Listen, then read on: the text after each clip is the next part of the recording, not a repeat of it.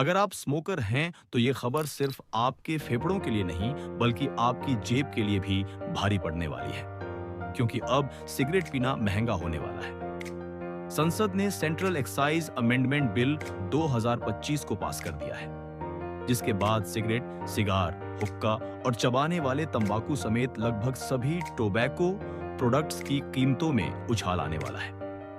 Finance minister of state Pankaj Chaudhary के मुताबिक सरकार तंबाकू के कंजम्पशन को कम करना चाहती है और इसी वजह से यह फैसला लिया गया है।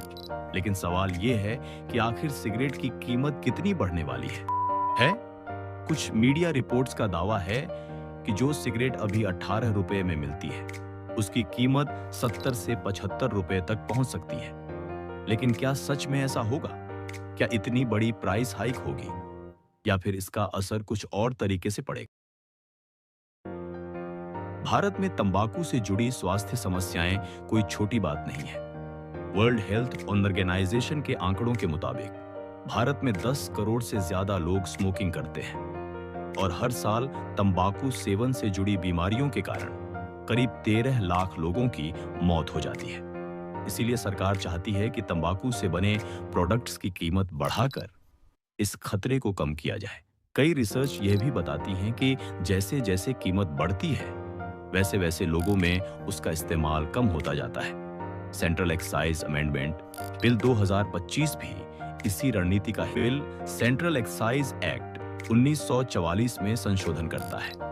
ये भारत का पुराना कानून है, जिसके तहत देश में बनने वाले सामानों पर एक्साइज ड्यूटी लगाई जाती है। यानी जब कोई चीज फैक्ट्री में बनती है, उसी स्टेज पर सरकार उस पर टैक्स लगा देती है। सिगरेट, टोबैको प्रोडक्ट्स और अल्कोहल जैसी चीजें लंबे समय से इसी कानून के तहत एक्साइज ड्यूटी के दायरे में रही हैं। जैसे जोक्स भी वायरल हो रहे हैं। इसके अलावा एक और खतरा यह है कि कीमत बढ़ने से लोग ई सिगरेट या वेपिंग की तरफ बढ़ सकते हैं, जो भारत में पहले से ही बैन है। इससे उनकी अवैध मार्केटिंग बढ़ सकती है और एक नया हेल्थ रिस्क खड़ा हो सकता है। तो कुल मिलाकर यह बिल अपने साथ कई इकोनॉमिक, सोशल और रेगुलेटरी चैलेंजेस लेकर आता है। लेकिन एक बात साफ है, सिगरेट पीना न सिर्फ सेहत के लिए नुकसानदायक है, बल्कि अब आपकी जेब के लिए भी।